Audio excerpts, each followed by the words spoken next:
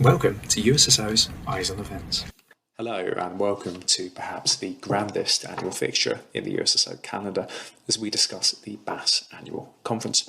It's BAAS time again, this time at Keele University in Staffordshire from April 12th to April 14th. With BAAS on the nearby horizon, about a week away as I speak, today I'm joined by two no doubt incredibly busy people who have been integral to the preparations. First, David T. Ballantyne is a lecturer in American history and the director of the David Bruce Center for American Studies at Keele University. His research focuses on race, memory, and politics in the American South. Hannah M. Smith is a PhD candidate, also at Keele, where her Economic and Social Research Council funded PhD addresses the legacies of slavery in Staffordshire. She also recently completed an MRes at Keele investigating the legacies of slavery in Liverpool. So, a week and a half away, no doubt busy, but how are you both? Surviving, I think. A little bit more busy than we were a week ago, but all going well so far, I think. Yeah, I think so. It's definitely picked up kind of these last few weeks in comparison to the rest of the year. But yeah, I think we've covered all the areas. I think it's gone well. Surviving, that's always good to hear ahead of things like this. I guess my first question would be about that really. The BAAS Annual Conference is a colossal event, 3 days, 8 time slots for panels, keynotes, dinners, pottery sessions. What have been your priorities in just trying to plan this scale of events, and have you found planning and organising things while continuing with full-time jobs or full-time PhD research? Do you have any tips for 2024's organisers? I mean, I would say I'm not sure how well I practice this, but delegating can be very helpful. Also, just asking people around, like the BAAS committee, for their help, or people who've organised these things before. Like, there's a lot of sort of institutional knowledge about how to make this work, because clearly, in previous years they've managed, but yeah, with lots of other hands helping around. It's been really helpful. It's been fantastic having Hannah as a grad organizer as well for it. I think that's probably some of the main stuff from me. Yeah, I feel like I probably had maybe slightly less, well, a lot less to think about than David has. But yeah, it's been quite useful to know kind of what the aims were possibly for each week, what we wanted to get done each week, whether that's admin or chasing things up, etc. So yeah, I think the clear plan and the kind of week by week meetings, me and David had to discuss things, that definitely helps. Great. And, in terms of tips for 2024's organisers, how long ago did all of this start? I guess it must have been months, if not years, in the planning. Yeah, I'm trying to think back. I mean, around about this time last year, I think. But I'm sure, be willing to ask people who've done it before, I think would be a big one. Be ready for stuff to change. The best laid plans always, there always seems to be the occasional surprise, not bad surprise, I should say, but just being ready to adapt to whatever circumstances you've got. But I'd really say asking people for their tips. That's the main thing I'd say. Okay, that's a great principle to be on your feet with a week remaining. I hope that stands you in good stead. So I noted also that the Keele conference is implementing a hybrid format. There were 7 panels, including my own, where there's a Zoom speaker with 2 in-person speakers. This might be quite a tough question to ask, but 3 years after COVID kind of first entered our world and turned everything upside down, what lessons from prior hybrid conferences have gone into this delivery in using hybrid?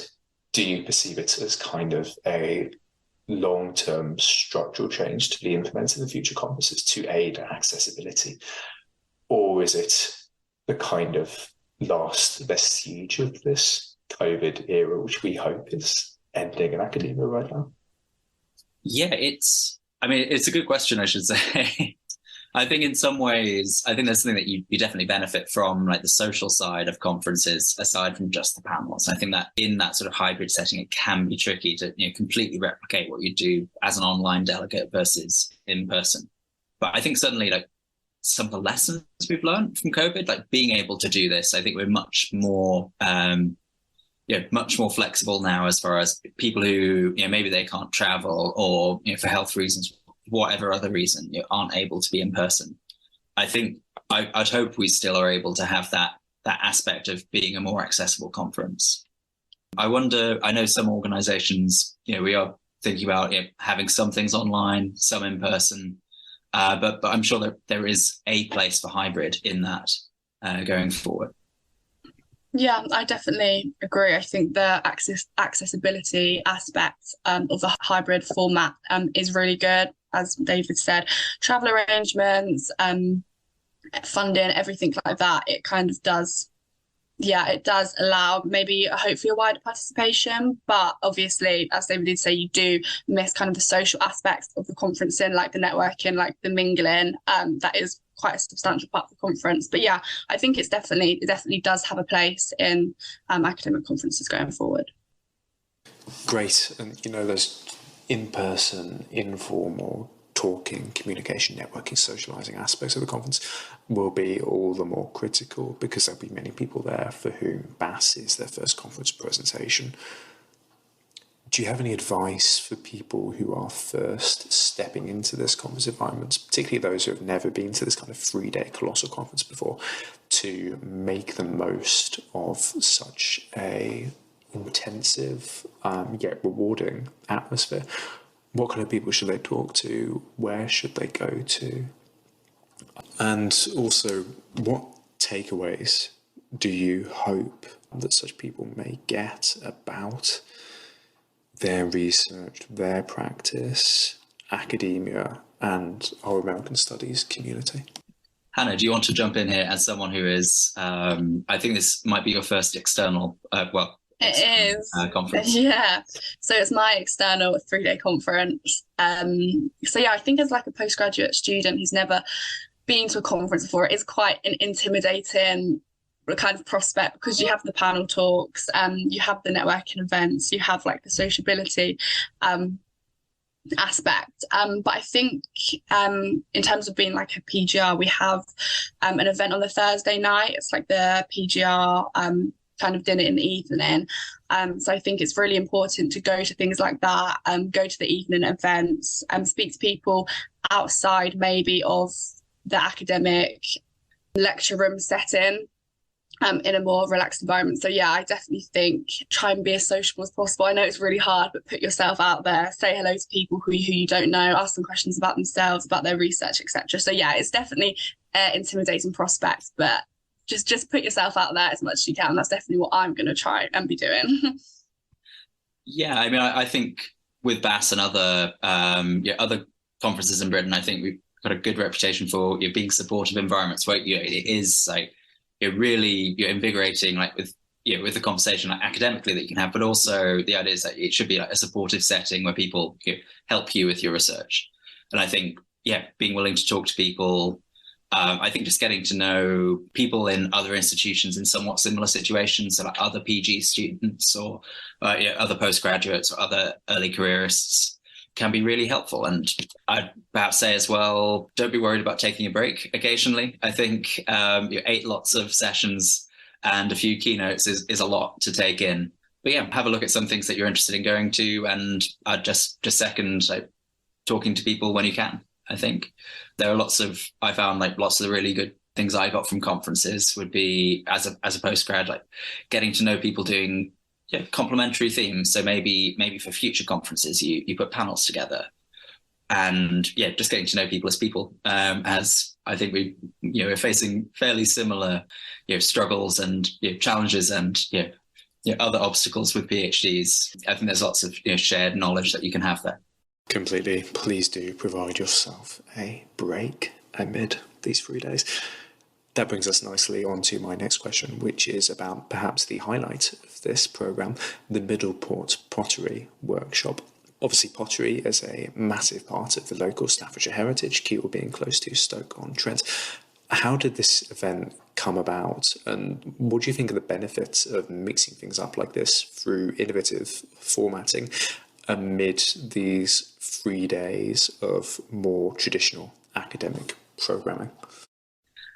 Yeah, well, for this, I guess, the academic extravaganza or whatever you want to call it, the 3-day conference, we really wanted to, showcase a bit of what is distinctive about the local area. And around Keele and around Stoke-on-Trent is a big thing is the pottery industry, and it is something Hannah can speak much more expertly to. This has key transatlantic links too, but.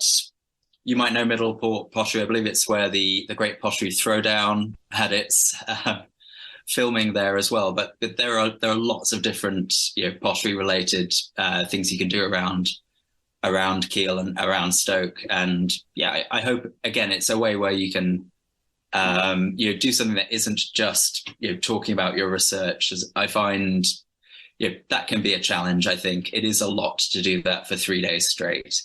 Even if you, as passionate as you are about your work and what other people do, I like the idea of changing things around a bit.